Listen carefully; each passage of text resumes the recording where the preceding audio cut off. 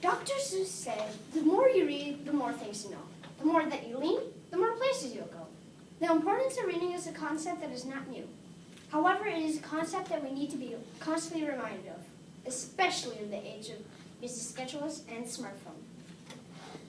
Taking the time to slow down and read is what author Neil Gaiman reflects on during his speech at the Reading Agency's annual lecture, October 15th, 2013, where he reminds us that our future depends on reading, libraries, and daydreaming. It's important for people to tell you what side they're on and why, and whether they might be biased. So I'm going to be talking to you about reading. I'm going to tell you that libraries are important. I'm going to suggest reading fiction.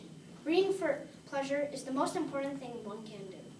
I'm going to do an impassioned plea for people to understand what libraries and librarians are, and to preserve both of these things.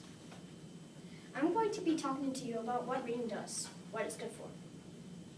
I was once in New York. I listened to a talk about the building of private prisons, a huge growth industry in America. The prison industry needed to plan its future growth. How many cells are there going to be? How many prisoners are going to be 15 years from now? They found that they could predict it very easily, using a pretty simple algorithm, based on asking what percentage of 10 and 11-year-olds that couldn't read, and certainly couldn't read for pleasure. It's not one-to-one. You can't say a literate society has no criminality. However, there are some very real correlations. I think some of those correlations, the simplest, come from something very simple. There are people who read fiction. Fiction has two uses. Firstly,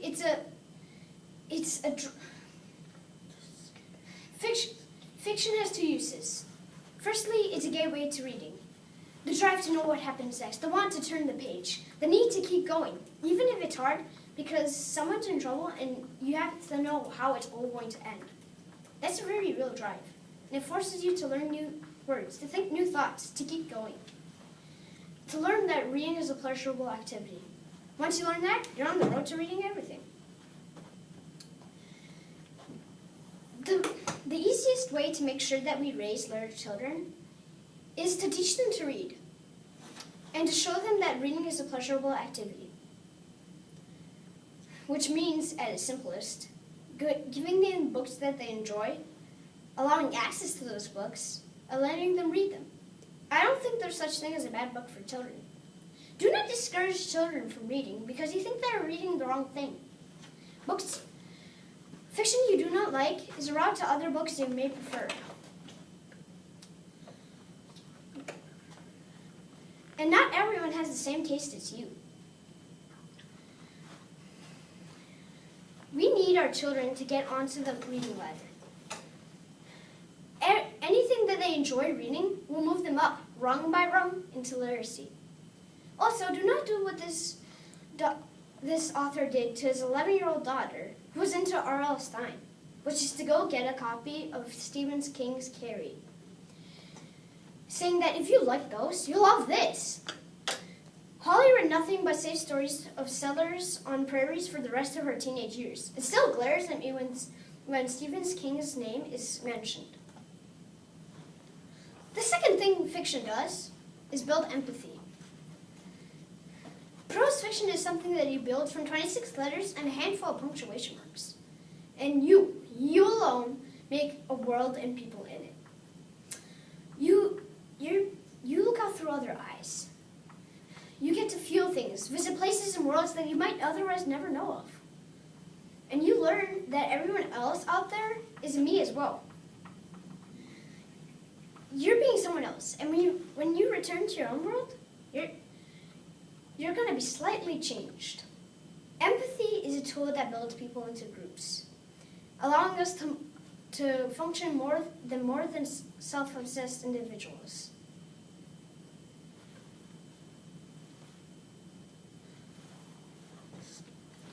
Okay.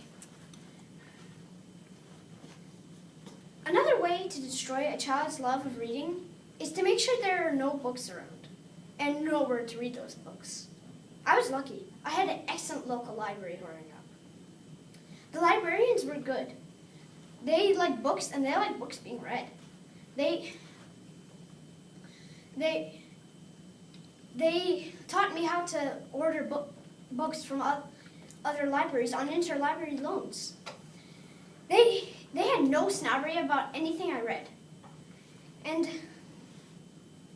they helped. They seemed to like that there was this wide-eyed little boy who loved to read. And they would talk to me about the books I was reading. They would help. They would find other books in the series. They would help. And they treated me as a reader, nothing less or more, which meant they treated me with respect. I wasn't used to being treated with respect as an 8-year-old. But libraries are about freedom. Freedom to read, freedom of ideas, freedom of communication. They're about education. I worry that here in the 21st century, people must understand what libraries are and the purpose of them. According to Eric Schmidt of Google, every 2 days now, we create as much information as we did from the dawn of civilization to 2003. That's about 5 exabytes of data a day, for those of you who are keeping track. We have responsibilities to the future, responsibilities and obligations to children, to adults those children will become, to the world they will find themselves inhabiting. We all, writers, readers, citizens, have obligations. We have an obligation to read out loud to our children, to tell them stories that they enjoy, to tell them stories that we're already tired of, to do the voices, to make it interesting, and not to stop reading to them just because they've learned to read themselves. We all, writers, readers, adults, and children, have an obligation to daydream. We have an obligation to imagine. It's easy to pretend that no one can change anything, that we are in a world which society is huge and the individual is less than nothing, an atom in the wall. But the truth is, individuals change the world over and over again. And they do it by imagining that things can be different. Albert Einstein was once asked, how can we make our children intelligent? His reply was both simple and wise. If you want your children to become intelligent, he said, read them fairy tales. And if you want your children to become even more intelligent, read them even more intelligent fairy tales. He understood the value of reading and of imagining. I hope we give our children a world in which they will read, be read to, and to understand.